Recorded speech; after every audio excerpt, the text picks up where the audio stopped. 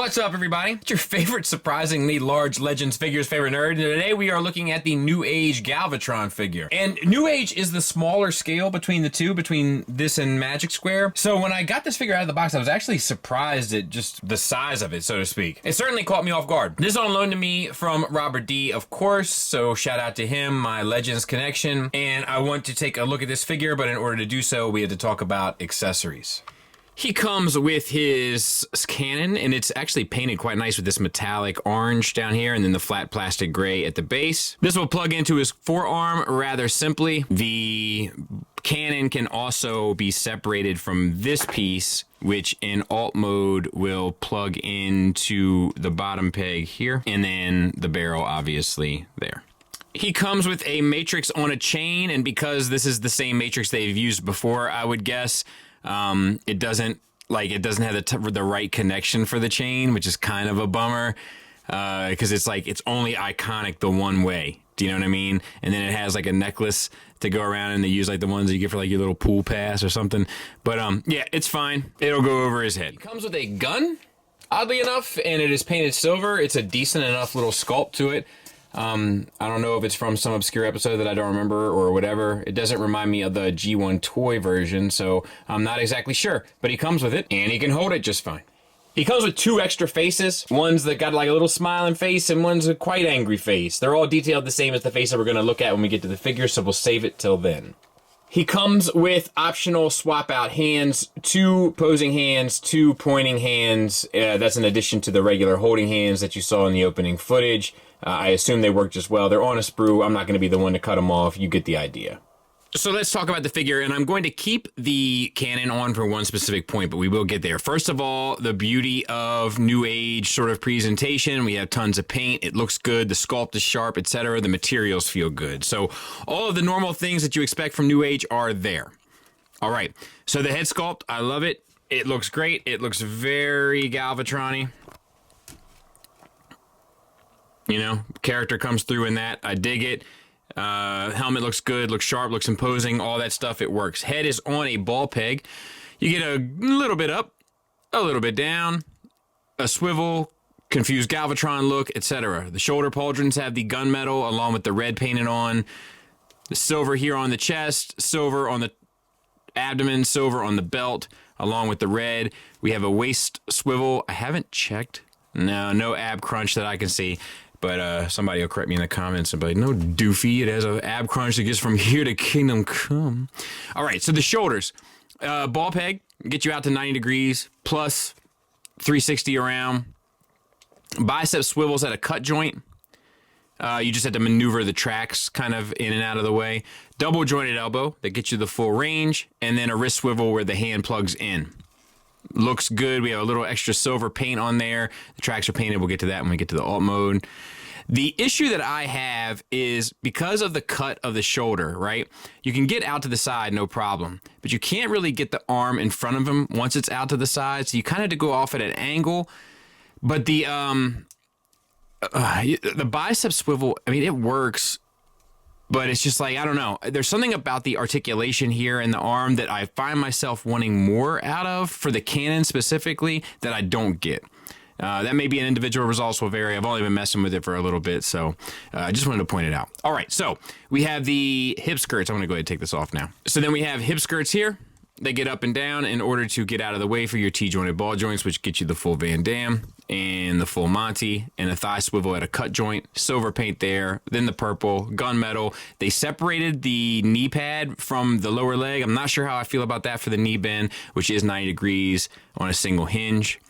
And then we have an ankle tilt down, an ankle tilt up, all on a ball peg with a rocker, and then a toe hinge.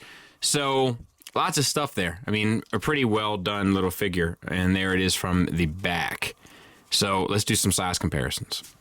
Size comparison wise, there he is with our usual suspects, the Hasbro Stunticon Legends figure and the old scale Iron Factory. So once again, that should drive home that this is a pretty large Legends class figure specifically for New Age.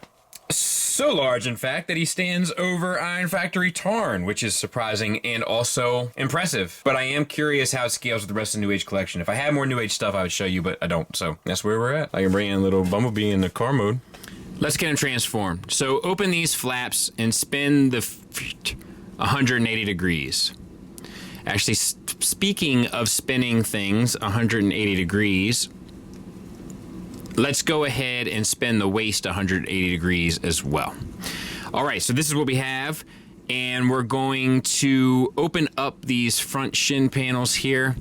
The knee is not the same piece, so open them up, get them out of the way. And then if you see these secondary hinges down here halfway down the boot, you can fold those around so that the back of the calf is now at the front of the leg, as it were. And then you want to bend on this first hinge where the knee pad is attached in order to get that around. Make sure these hip skirts are up. So the knee pad should be at the bottom of the leg now. Bring these around, plug them in. Hip skirts stay up, arms stay up. And then these pieces come around to the back and cover up on the upper thigh.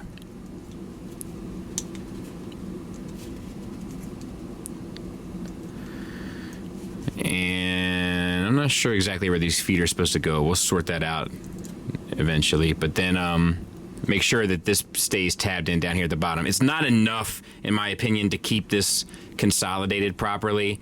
As you can see, it keeps coming undone, but that is it, for better or worse. Now let's get this backpack sorted. So if you lift the arms up, they'll untab these side panels, at which point you can untab these gray pieces here, bring that piece down, and then there's some flaps in here. Unfurl those and then separate the chest from the abdomen. Real quick, there's these two side pieces here that I missed during the transformation that are supposed to swing out. I haven't found them to make all that much of a difference, honestly, but they are part of the transformation. All right, then with this, you want to rotate the shoulder pauldrons up, and that will allow you to spin the entire chest cavity around so that the head is now facing the inside. Bring up this purple piece too to give yourself clearance. And then fold them back down towards the center, and then you got to spin the entire waist section around so that it's, I know it's confusing, but so that the head is facing the same direction that the trigger is, so that it'll sit like this. Unfurl this, then make sure that you have this piece facing up. You can fold these pieces down. This piece will tab into the back section, so you can see that it's starting to form. You want the shoulder pauldrons out 90 degrees to the side. And actually you can fold these little side panels down as well. All right, and then the last thing you got to do is angle the shoulders down. You want to use the double jointed elbow to bring the fist back, rotate the tracks around. You can flip this piece up as you do so. Same for this side. And I think that's basically it. Oh, the feet aren't right.